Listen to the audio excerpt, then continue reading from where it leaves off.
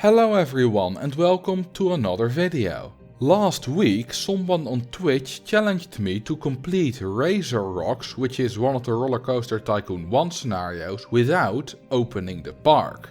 I tried it on the live stream and unfortunately I failed, but I took another look at it and I think that it is definitely possible to do, so that's what we're going to try for this video. The goal of Razor Rocks is to build 10 roller coasters, each of a different type and each with an excitement rating of at least 6.00.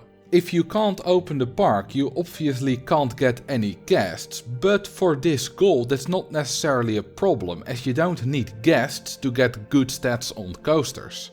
The challenge lies in the fact that you can't make any money, so you have to do it with the money that you can borrow from the bank. In Razor Rocks that is 25,000 euros, and with 10 coasters to build that comes to 2,500 euros per coaster. These are the 10 coaster types that we start out with, and it may seem that because we already have 10 coaster types we don't have to do any research, but that's not quite the case. Problem number 1 is that the classic mini coaster is the same coaster type as the junior coaster, so you can only use one of them. Problem number 2 is that the wooden coaster needs to be at least 370 meters long, otherwise it gets all its stats divided by 2. This means that even the cheapest wooden coaster with good enough stats will cost around 3,400 euros. Because of this we need to do some research, which unfortunately costs money. To save a little bit of money we set it to minimum funding instead of normal or maximum funding. Minimum funding researches about twice as slow as maximum funding, but it is 4 times as cheap. Because of this, it is about twice as cheap per ride researched. At the minimum speed you get about 1 new ride every 2 months, and we need to get quite a few new coasters before we get a good one, so it's gonna take a while. Luckily we can spend some of this time by building the other coasters with the coaster types that are already available. These are the first 2 coasters that I've built. They're a wooden Wild Mouse and a spinning Wild Mouse. An advantage of the Wild Mouse coasters is that they are cheap to build and get high stats very quickly. The only important stat requirement that they have is that they need to be 170 meters long, but that's not that long or that expensive. The reason I've built them as a pair, which I will also do for all the other coaster types that I'm going to build, is that you can then easily get the synchronization bonus, which will get you at least 0.4 extra excitement. The wooden Wild Mouse is so good that it doesn't even need anything extra to get over 6 excitement with a design this small, and the spinning Wild Mouse only needs this one floating piece of path. These 2 coasters combined cost me only slightly more than 2,500 euros, meaning we're quite ahead on our budget.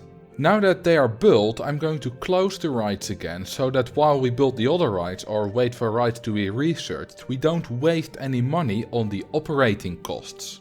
Speaking of waiting for rides to be researched, we're going to be waiting for quite a while now because I want to wait for a certain ride, and that is because I want to build my pairs of rides out of rides that go together nicely.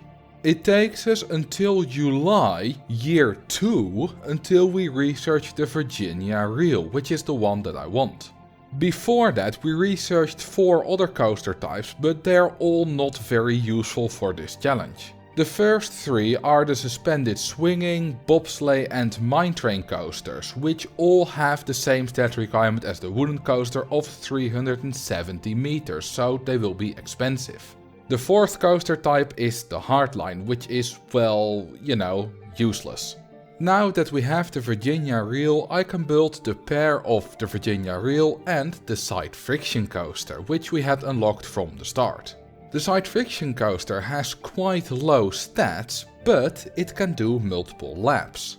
The track itself only has 2 drops and 1 underground section, but because it does 5 laps, the whole ride has 10 drops and 5 underground sections. The Virginia Reel can't do multiple laps, so I just added a lot of small hills. with the path piece above the Virginia reel and the scenery affecting both coasters, they both get over 6 excitement. These two coasters combined cost me roughly 4,000 euros, which is not as cheap as the Wild Mouse coasters, but it is still under the budget of 2,500 per coaster. By now we have unlocked the inverted coaster, which means that we can build the compact inverted coaster and inverted coaster right next to each other. Since both coaster types have the exact same stat requirements, I've also used the exact same design for both of them. The inverted coaster types have high enough stats that if you make them do 5 laps, they both get over 6 excitement without any extra help. Despite them being more expensive to build per piece, these two were actually cheaper than the Virginia Reel and Side Friction coaster. This is because they don't have a stat requirement for length, allowing them to be quite a bit shorter. With the launched mode, the inverted coaster could maybe be a little bit cheaper still, but that is exclusive to open RCT2, so I'm not going to use that. We are now over halfway done, having built 6 coasters, and with a little over 13,000 euros we still have more than half of our starting money left. This is good, cause we need that money, both for researching quite a bit more and because I've saved the most expensive coasters for last. Well, I say that, but the next two will be quite cheap. It's mostly one of the last two that will be expensive. In August year 3 we finally researched the inverted hairpin coaster, which I'm going to pair with the junior coaster. And this is what I built. The hairpin coaster, much like the wooden Wild Mouse coaster, doesn't need any extra help after you just complete its stat requirements. The junior coaster is a bit of a different story though, cause even with 7 laps and thus 7 underground sections, it's quite a bit short. But with a few path bonuses, including some path underground under the station and some scenery bonuses and of course the synchronization bonus, we get to exactly 6 excitement.